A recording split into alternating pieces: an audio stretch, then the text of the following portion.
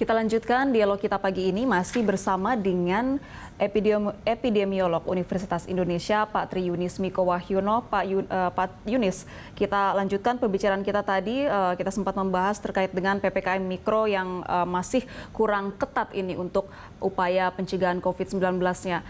Kemarin Gubernur DKI Jakarta Anies Baswedan sempat mengatakan PPKM Mikro masih akan diperpanjang dan untuk tempat hiburan ataupun seperti pusat perbelanjaan, mal dan juga restoran ini masih akan tetap dibuka dengan pengurangan jam operasional. Ini apakah bisa dibilang sudah tepat langkah tersebut?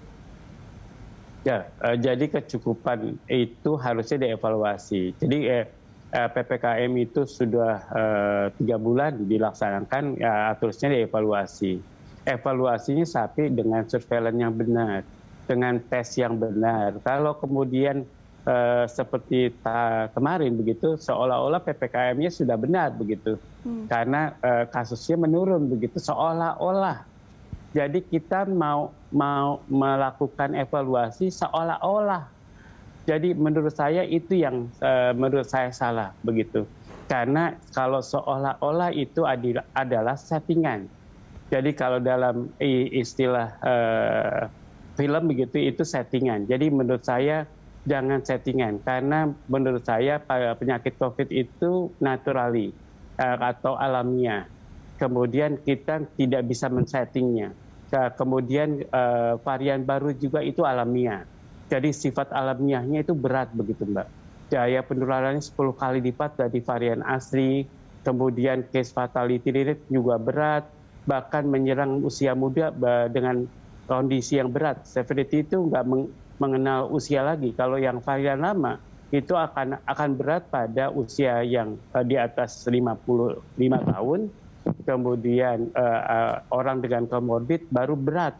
Kalau varian baru itu nggak kenal umur, semua diserang dengan berat begitu. Maka kemudian fasilitas pelayanan kesehatan akan menjadi cepat penuh begitu. Kalau sifat musuh kita itu berbeda, maka kemudian strategi kita juga akan berbeda. Kalau kita masih pakai strategi yang sama, malah itu artinya kita masih menunggu musuh untuk dibunuh begitu. Jadi kita nggak mencegah untuk dibunuh begitu. Jadi bayangkan, saya sedih begitu. Jadi kalau menurut saya, Allahu a'lam. Jadi kalau kita masih pakai strategi yang lama, kita seperti rakyat Indonesia yang perang pakai bambu runcing. Ya kalau ketemu musuh yang mau menembak, ya kita siap untuk dibunuh begitu. Jadi bayangkan begitu. Jadi jangan begitulah. Kalau kita sekarang itu mampu beli senjata, ya beli senjata. Jangan pakai bambu runcing begitu. Jadi ya Allahu a'lam. Jadi menurut saya pemerintah kita harus berpikir out the box ya. Jadi harus berpikir musuh kita baru. Jadi jangan perlakukan musuh itu sama dengan yang lalu. Jadi harus dengan strategi yang beda, harus ekspansif, harus intensif begitu. Upaya-upaya yang dilakukan memerlukan dana yang besar sekarang. Kalau kita tetap begini saja, ya tunggulah mungkin ratusan kabupaten akan terkena serangan bari musuh kita begitu. Baik. Jadi jangan menunggu itu. Jadi kita harus mencegahnya. Baik. Pak Yunis, untuk peningkatan kasus COVID-19 ini tidak terjadi hanya di Jakarta saja, namun juga di daerah-daerah yang sempat menjadi tujuan mudik di momen Lebaran atau Hari Raya yang lalu. Ini apakah merupakan puncak kenaikan kasus COVID-19 di Indonesia saat ini? Ya, jadi menurut saya sebenarnya kasusnya meningkat sejak Januari 2021. Tapi surveillance kita, sekali lagi saya tegaskan, surveillance kita tidak bisa menangkap peningkatan di populasi. Itu yang pertama. Jadi sebenarnya kasusnya udah banyak di populasi, tapi kita mendinainya begitu, men-settingnya dengan segala surveillance-nya begitu. Karena itu semua daerah yang men-settingnya sendiri begitu. Nah, mereka nggak tahu kalau kemudian kasusnya sudah tinggi, kemudian kasus sudah banyak, dan itu bertambah banyak dengan Lebaran. Pada belanja sebelum Lebaran itu luar biasa. Seluruh Indonesia mal penuh, seluruh Indonesia pasar tradisional penuh. Jadi bukan Jakarta saja, kemudian sholat Id sudah bebas, sholat hari raya sudah bebas. Padahal tahun lalu kita tidak dibebaskan seperti itu. Bayangan pada tahun lalu itu Mei 2020 kita sholat Id dibatasi, kemudian sholat hari raya juga tidak ada begitu. Tapi dengan kasus yang bertambah banyak kita malah boleh begitu. Saya bingung, saya tetap sholat di rumah begitu karena saya tahu yang sebenarnya. Kemudian saya benar-benar takut dengan kondisi yang sekarang ini saya takutkan begitu. Kudus dengan varian baru, kemudian Bangkalan dengan varian baru, kemudian Jakarta, saya yakin kemudian kabupaten-kabupaten lainnya yang penduduknya banyak atau kota-kota lainnya yang penduduknya banyak akan seperti Kudus, akan seperti Jakarta, akan seperti Bangkalan. Jadi percaya kalau kita masih perang seperti ini dengan bertambahnya kasus pada Lebaran, kemudian saya tidak tahu seperti apa kemudian kita berperang begitu. Kalau musuh kita berperangnya masih seperti yang lama, tunggu saja kabupaten lain akan diserang oleh musuh kita.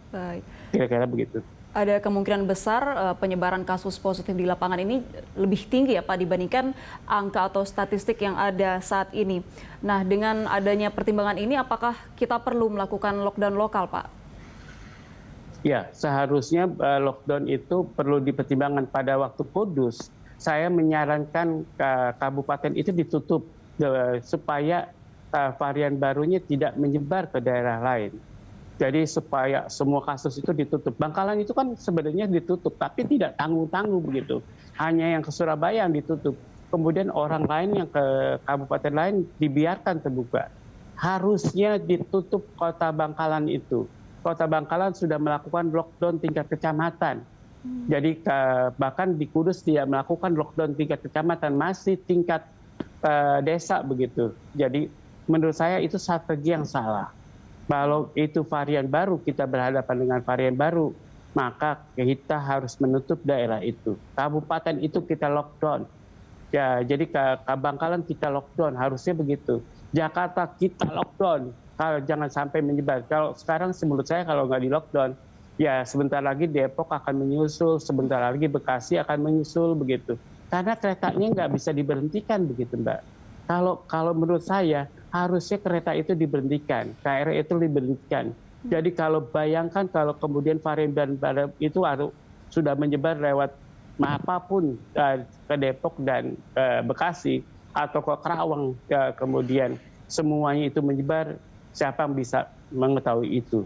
Karena kontak tracer kita hanya Pak RW, Pak RT, dan kader kesehatan. Jadi bayangkan kalau itu negara kita perangnya seperti itu begitu. Kalau artinya prajurit yang di lapangan itu tanpa senjata atau ya orang yang bambu runcing, sedangkan musuh kita dengan senapan begitu. Jadi mereka tidak berpikir kalau kemudian varian-varian baru itu harus bisa kemana-mana begitu. Jadi kader-kader kesehatan itu nggak tahu bahwa varian itu varian baru kayak apa gitu, nggak tahu. Jadi Babinsa itu juga nggak tahu. Ya tahu dia, tapi nggak tahu sebenarnya seperti apa begitu. Jadi pemerintah kita itu masih menurut saya masih mementingkan kepentingan ekonomi dibanding perang terhadap COVID-19. Saya nggak tahu deh, saya sudah menanyakan itu pada Satgas Nasional agar supaya kita punya persepsi yang sama tentang musuh kita. Kalau kita masih persepsinya yang itu saja, masih perangnya begitu-gitu saja, ya kita kayak Amerika begitu. Jadi kasus di Amerika. Baik, respons dari Satgas Nasional sendiri seperti apa Pak menanggapi hal ini? Ya katanya memang musuhnya berbeda begitu. Tapi karena peraturan kita masih menggunakan PPKM, ya PPKM diperpanjang. Tapi menurut saya itu bukan jawaban yang tepat begitu.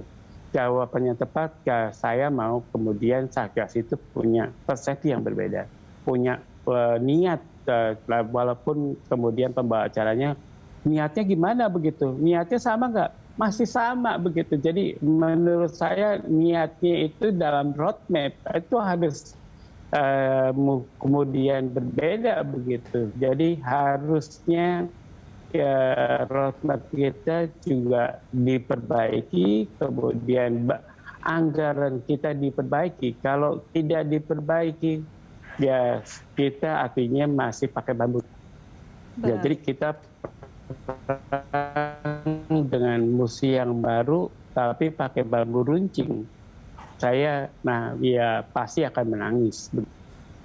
Baik, ini pemberlakuan lockdown sepertinya memang sangat berat untuk dilakukan ya Pak oleh pihak pemerintah dikarenakan ada pertimbangan perekonomian itu tadi. Nah, apakah dengan menarik rem pembatasan kegiatan ini cukup untuk dilakukan?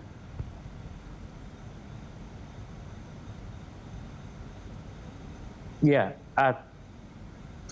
artinya, Bu, matiin Bu. Oke, jadi menurut saya pertimbangan ekonomi itu harus nomor duakan begitu. Nomor duakan dibanding penanggulangan COVID-19. Jadi menurut saya, jadi dengan musuh yang baru ini kita akan punya persepsi yang berbeda tentang upaya-upaya penanggulangan COVID begitu. Jadi kita harus benar-benar intensif dan progresif untuk mencegah jangan sampai, kayak saya perkirakan ya, akan ada 100 kabupaten yang mengalami nasib yang sama dengan Kudus. Kalau Jakarta udah kena begitu. Sebentar lagi Depok, Bogor, kemudian Bekasi akan seperti Jakarta. Kemudian sebentar lagi, kemudian kabupaten-kabupaten yang dekat dengan Kudus begitu akan seperti Kudus begitu. Semarang, kemudian Demak, kemudian Kendal begitu. Jadi akan seperti Kudus. Karena varian baru itu harus memerlukan waktu cuma sebulan begitu untuk memperbanyak diri begitu. Jadi semua fasilitas kesehatan akan kewalahan. Sebenarnya di Jawa Timur juga akan seperti itu.